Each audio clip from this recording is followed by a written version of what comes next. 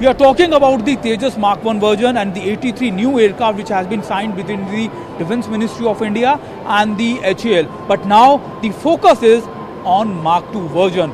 This is the prototype of Mark 2 LCA, and especially Grisha, if we ask about the difference between the Mark 1 version and the Mark 2 version, how different it is from the Mark 1? Yes. So the 123 Mark 1, which have now been ordered, are a replacement for the MiG-21 class of aircraft, which is air defense aircraft. They are small, light, highly maneuverable. Air Force said that now that we have mastered those technologies, can we consolidate into a bigger platform which can replace, say, the Mirage 2000. So this is the Air Force Mark 2, which consolidates all the technologies of Mark 1 and makes it a bigger platform. So the weapon carrying capacity of this aircraft is almost double that of Mark 1. Also the range and endurance is double.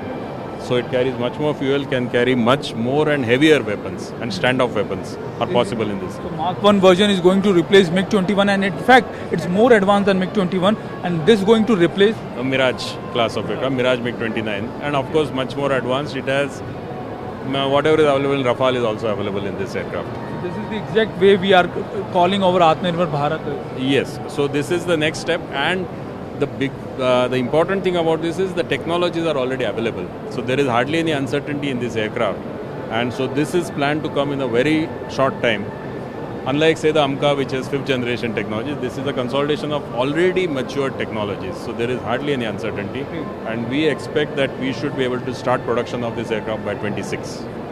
These are the key issues which Indian Air Force have been facing, that they don't have any aircraft indigenously. But after Tejas 1, now the Mark 2 version is also in process, and this is what we are calling that we are going to fulfill our requirements with our own industries. This is what the Atmanirbhar Bharat is. The biggest problem in the high altitude area is the calories intake.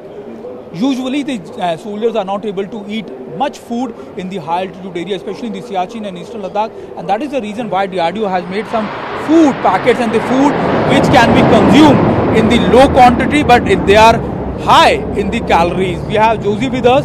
Josie, if you could explain how these how all these packets and what usually how the soldiers use it. For soldiers, we have developed different kind of menus for high altitude as well as other areas. They can use like jungle, desert. For different areas, we have developed different type of rations. For the high altitude area, the packets are different. High altitude, the desert, yes, the packets yes, are yes, different. The desert means are the high altitude areas. These are high altitude areas. It consists of breakfast, lunch, and dinner. Separate packets are there. And they are ready to eat. They are all ready to eat, having 1 year shelf life, and give sufficient calories for them to sustain in the high altitude areas. You can see they're also written the menu and the calories, how much calories they will intake.